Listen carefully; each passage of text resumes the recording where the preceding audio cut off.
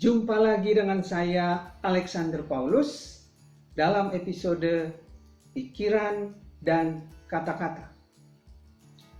4 pokok bahasan akan saya bahas dalam episode ini. Yang pertama, sebuah konsep yang saya sebut rantai P3. Pikiran, perasaan, dan perilaku. Yang kedua, rantai P4.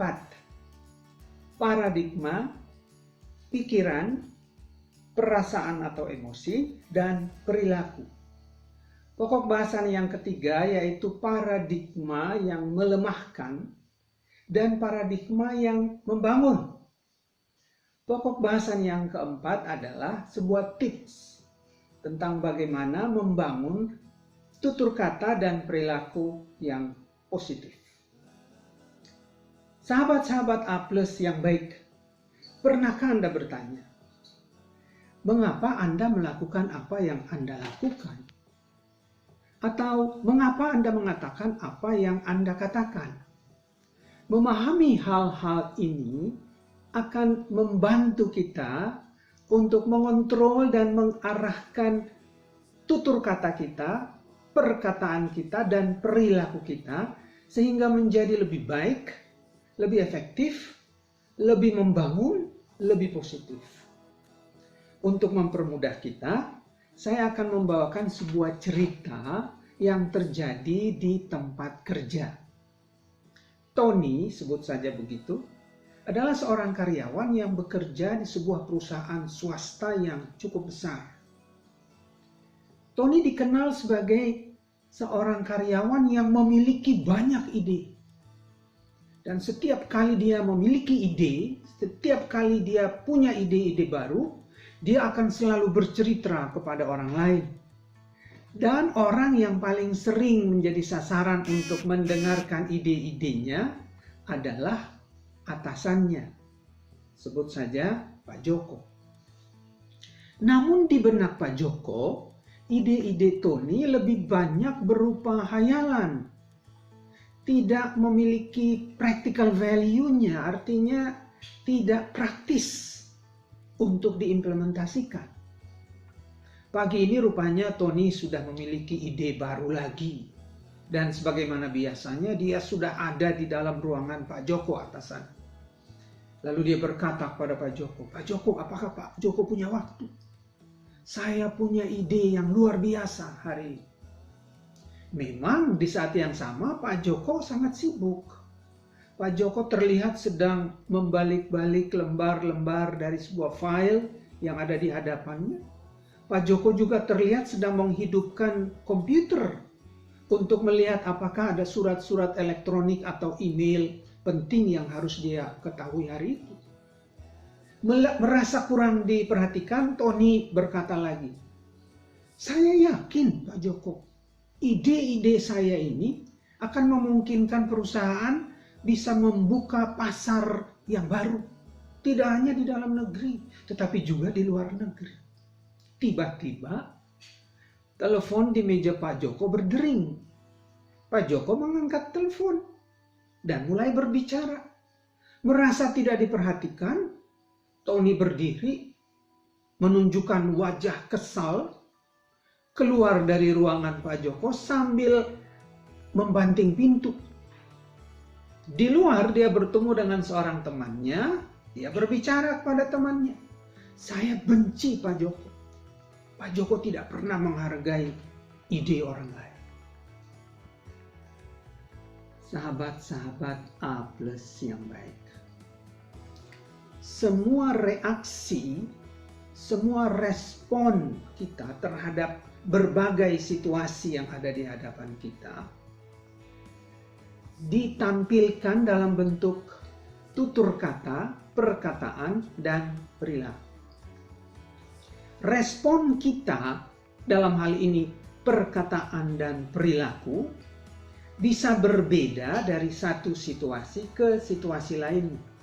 Namun apapun perbedaan itu, respon kita tersebut, tutur kata dan perilaku kita itu berasal dari pikiran kita.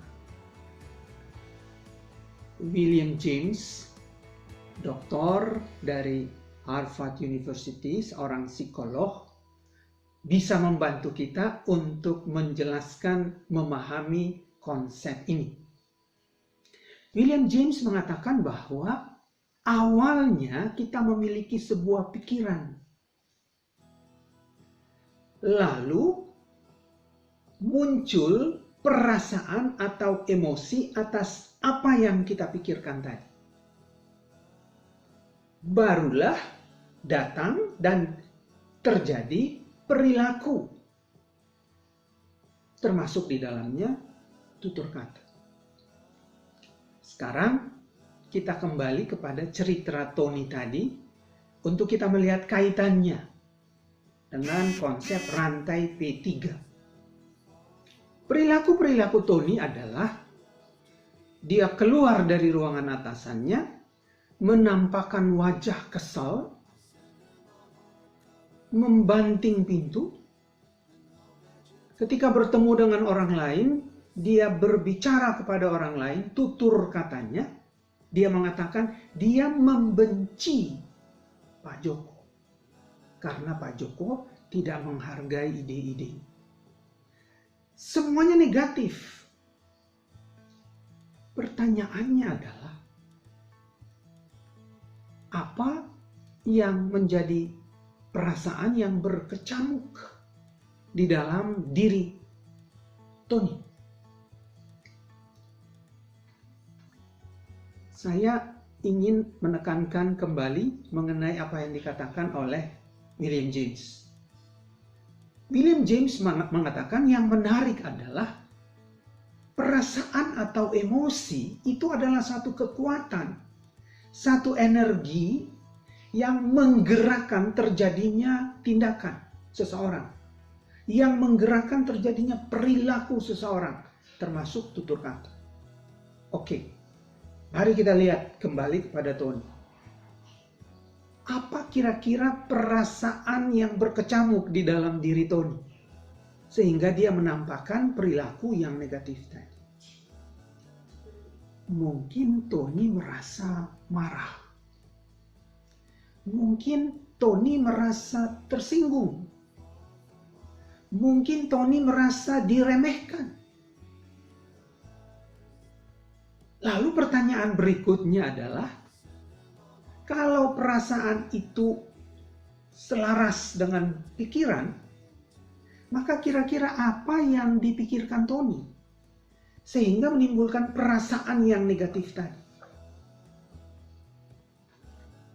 Perasaan, pikiran-pikiran yang muncul dalam benak Tony adalah cara Pak Joko tidak bisa diterima. Atau Tony berpikir Pak Joko tidak pernah menghargai ide orang lain.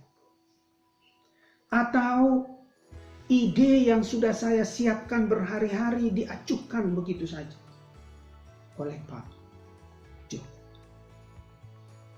Sahabat-sahabatku sekalian, pikiran-pikiran semacam ini akan melahirkan perasaan-perasaan yang negatif.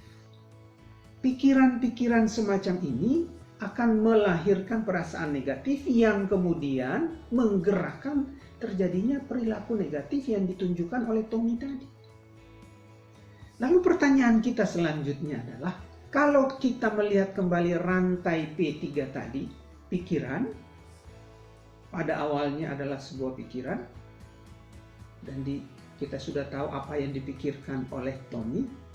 Lalu muncul perasaan yang selaras dengan pikiran, kemudian baru terjadilah perilaku yang sudah ditunjukkan oleh Tony. Kalau melihat rantai ini, sebenarnya Tony bisa berperilaku berbeda.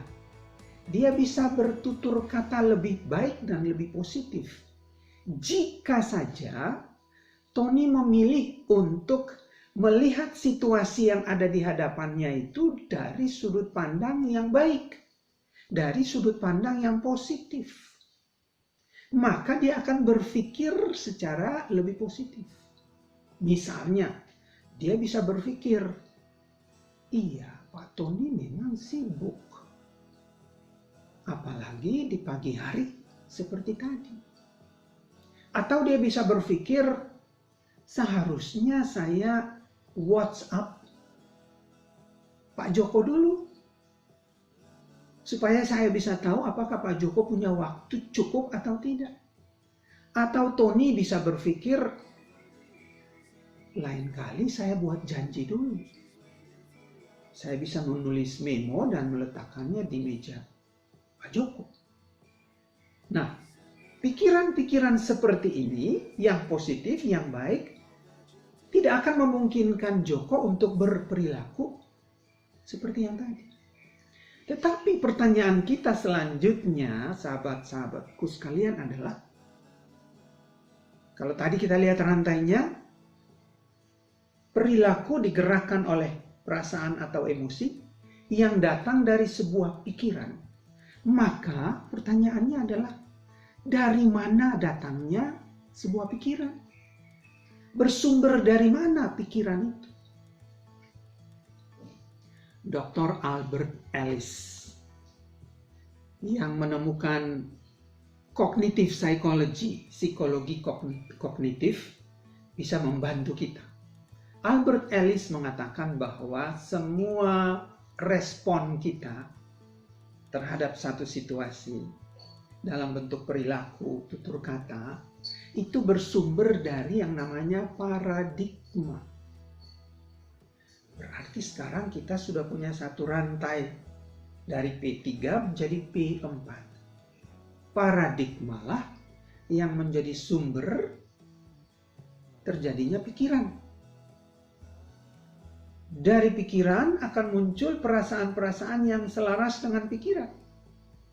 Lalu perasaan-perasaan tersebut atau emosi-emosi tersebut, positif atau negatif, itulah yang menggerakkan terjadinya perilaku.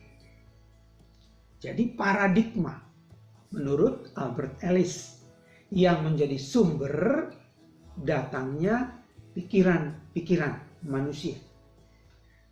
Paradigma adalah mental model mental. Paradigma adalah peta berpikir menurut Stephen Covey. Paradigma sering disebut juga dengan mindset. Paradigma adalah pola yang melaluinya lahir produk-produk pikiran yang selaras dengan pola yang sudah terbentuk. Paradigma terbentuk melalui serangkaian pengalaman, serangkaian peristiwa, bisa positif atau bisa negatif, yang akhirnya diyakini sebagai kebenaran dan terbentuklah pola, bisa positif dan bisa negatif. Sahabat-sahabatku sekalian, saya akan berbicara tentang paradigma ini yang melahirkan pikiran-pikiran. Jika kita terbiasa melihat segala sesuatu dari sudut pandang negatif, maka akan terbentuk pola negatif. Akan terbentuk paradigma negatif. Paradigma pola pikir mindset yang negatif ini membelenggu kita. Dan paradigma pola pikir semacam ini disebut self-limiting belief. Banyak orang di sekitar kita sedang terbelenggu oleh dirinya sendiri, yaitu terbelenggu oleh paradigma mindset yang negatif yang keluar dari dirinya sendiri. Orang-orang semacam ini bisa terlihat ketika berbicara keras, berbicara lantang, tapi pada dasarnya mereka lemah karena mereka terbelenggu oleh pikiran-pikiran negatif yang keluar dari paradigma yang juga negatif. Dan orang-orang semacam ini perlu untuk ditolong. Nah, dengan pemahaman, pengetahuan seperti yang kita sedang saya bahas ini, kita bisa membantu mereka. ketika kita bicara mengenai paradigma yang membelenggu, self-limiting belief, maka para pakar mengatakan setidaknya terdapat 8 paradigma yang membelenggu itu. 8 self-limiting belief. Self-limiting belief yang pertama yaitu mengatakan orang lain harus memperlakukan saya secara fair. Ini tidak realistis. Ini irasional. Orang lain tidak harus memperlakukan Anda dan saya secara fair. Self-limiting belief yang kedua. Saya seharusnya tidak mengalami ketidaknyamanan ini. Ini egosentris. Irasional. Yang ketiga, orang lain harus menyukai saya. Apakah harus? Ini berlebihan. Orang lain tidak harus menyukai kita. Yang keempat, sangat memalukan jika saya melakukan kesalahan. Ini juga irasional. Karena ingin sempurna. Tidak ada yang sempurna. Yang kelima, jika saya tidak menunjukkan kinerja yang baik, saya akan dianggap tidak bisa apa-apa. Ini semangat kompetisinya tinggi. Ini hal yang baik. Tetapi ketika digabungkan dengan ingin sempurna, menjadi irasional. Yang keenam, orang yang memperlakukan saya secara tidak adil, pantas mendapat ganjaran. Ini paradigma balas dendam. Irasional. Tidak logis. Yang ketujuh, saya harus mendapatkan apa yang saya inginkan kapanpun saya menginginkannya. Ini rasa penting diri yang berlebihan. Egosentris. Tidak rasional. Dan yang kedelapan dari self-limiting belief ini. Saya tidak bisa mengontrol emosi saya. Ini adalah mengexcuse diri. Sahabat-sahabatku sekalian, pola pikir seperti ini, karena disebut pola, maka dari pola tersebut, keluarlah produk-produk pikiran yang selaras, yang negatif. Maka pikiran-pikiran yang negatif akan membentuk perasaan atau emosi yang negatif yang dikatakan oleh William James adalah energi. Maka energi besar tetapi positif. Sahabat-sahabat bisa membayangkan perilaku dan tutur kata seperti apa yang akan keluar dari orang-orang yang memiliki paradigma yang negatif, yang membatasi, yang membelenggu seperti itu. Orang-orang semacam ini sulit untuk maju dan berkembang. Sulit untuk move on. Karena itu, kita perlu untuk menggeser paradigma kita ke paradigma yang lebih membangun. Yang disebut self-empowering belief. Apa saja paradigma-paradigma yang membangun itu? Yang pertama, orang sukses tidak dilahirkan, tetapi dibentuk. Yang kedua, kekuatan yang dominan di dalam diri saya adalah bagaimana saya berpikir. Yang ketiga, di balik setiap kesulitan pasti terdapat hal-hal yang berharga. Yang keempat, yang kelima, setiap keyakinan yang saya miliki adalah hasil pilihan saya. Setiap nilai-nilai hidup yang saya miliki adalah sesuatu yang saya pilih untuk saya miliki. Yang keenam, saya tidak akan dikalahkan kecuali jika saya menganggapnya sebagai suatu realitas yang membuat saya berhenti untuk mencoba lagi. Yang ketujuh, saya memiliki kemampuan minimal satu aspek yang dapat membawa saya menuju keberhasilan. Yang kedelapan, hal-hal yang dapat menghambat saya untuk meraih keberhasilan adalah hal-hal yang saya izinkan terjadi. Jadi berhasil atau tidak, itu kuncinya ada di tangan kita. Tidak mencari kambing hitam. Yang kesembilan, tidak akan pernah ada keberhasilan atau sukses tanpa sebuah komitmen. Dan yang ke-10, keberhasilan hanya bisa diraih melalui dukungan dan kerjasama dari orang lain. Sahabat-sahabat A+ yang baik. Inilah paradigma yang membangun itu.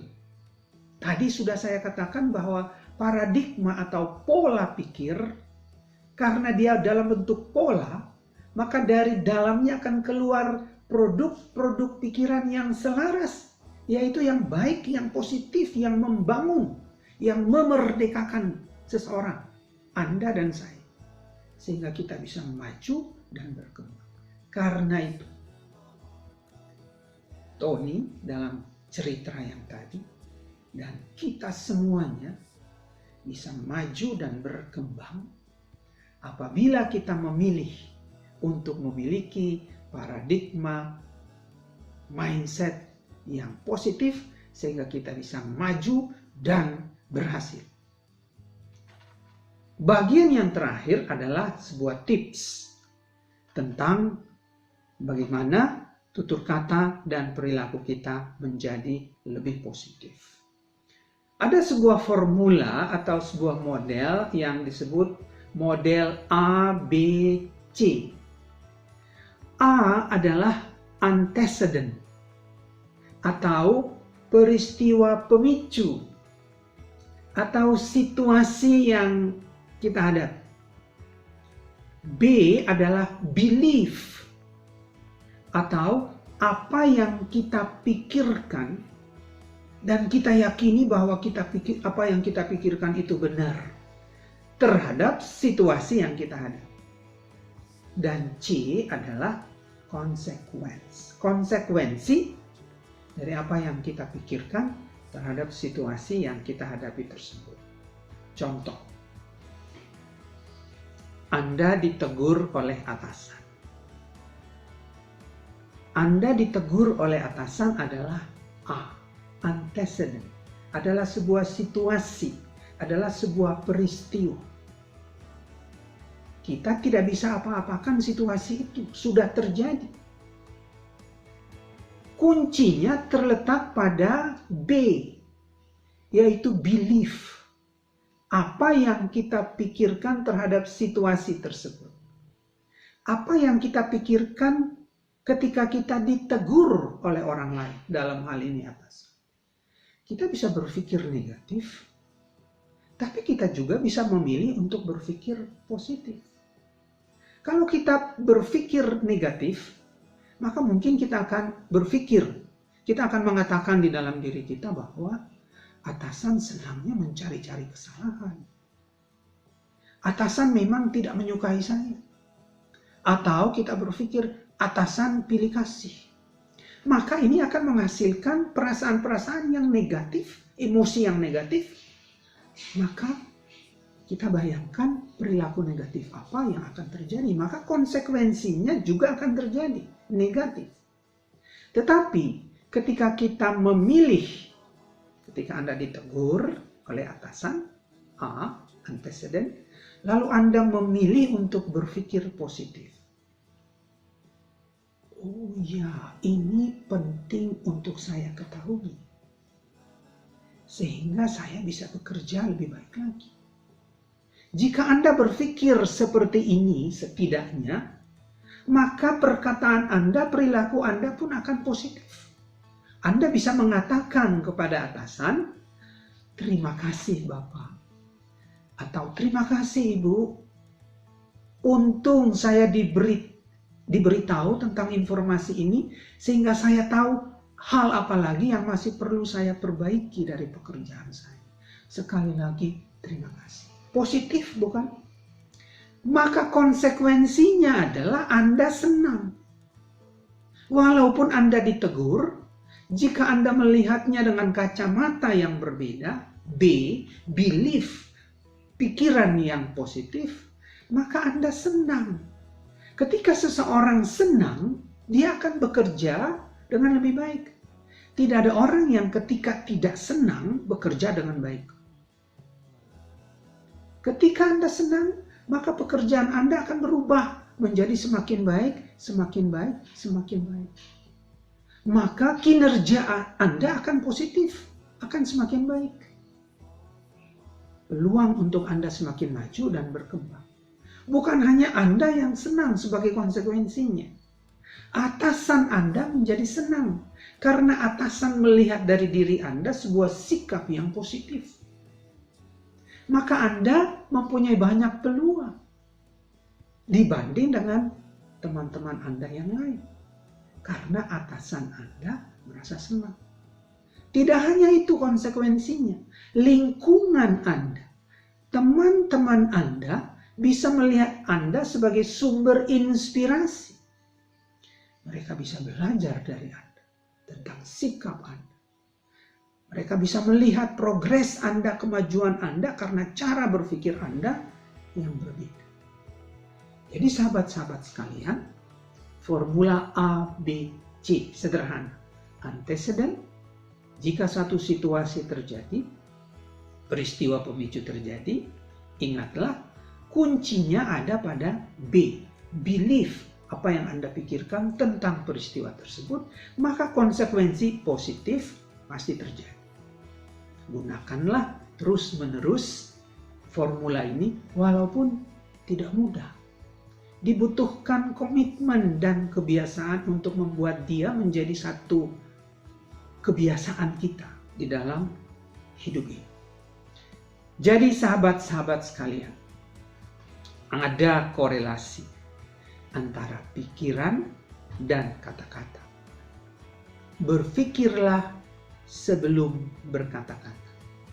Berpikirlah sebelum bertindak. Jangan lupa like dan subscribe channel ini agar kita bisa terus hadir, kita bisa terus belajar, bertumbuh dan berkembang menuju prestasi A+. Saya Alexander Paulus, sampai jumpa dalam episode berikutnya. A+, your self-improvement partner.